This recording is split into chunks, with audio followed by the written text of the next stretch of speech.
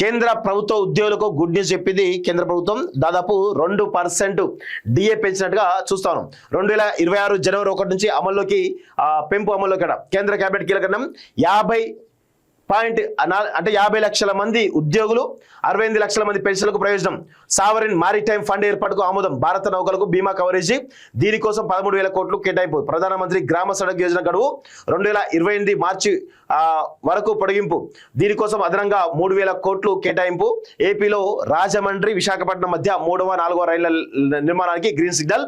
24,000 కోట్లతో ఏపీ యూపీకి భారీగా రైల్వే ప్రాజెక్టులు. సో చూడండి ఏ విధంగా ఓన్లీ వాళ్ళ భాగస్వామ్య పక్షాలు ఉన్న రాష్ట్రాలు అయితేనే వాటికి మాత్రమే నిధులు ఎక్కువ వెళ్తూ ఉంటాయి, లేకపోతే నిధులు వెళ్లే ప్రసక్తి లేదని చాలా స్పష్టంగా అర్థమవుతా ఉంది.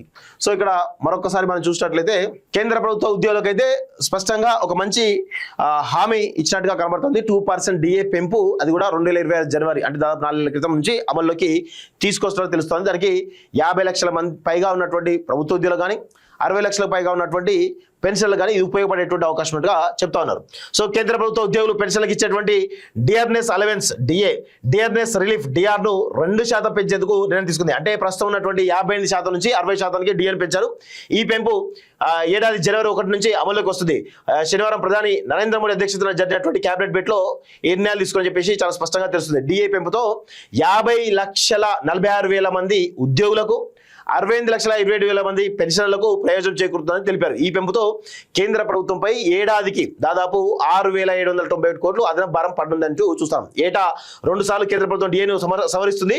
పెరుగుతున్న నిత్యావసర ధరలకు తగ్గట్టుగా ఉద్యోగులు పెన్షన్లకు ఈ భత్యాన్ని అందజేస్తారు. ఏటా జనవరి జూలైలో ఈ సవరింపు ఉంటుంది అంటూ చూస్తా ఉన్నాం. సో ఇది ఒక పరిస్థితి కనబడతా ఉంది. సో దీంతో పాటు రైల్వే ప్రాజెక్టులకు వాటి కూడా గ్రీన్ సిగ్నల్ ఇచ్చినట్టుగా చాలా స్పష్టంగా అర్థమవుతోంది.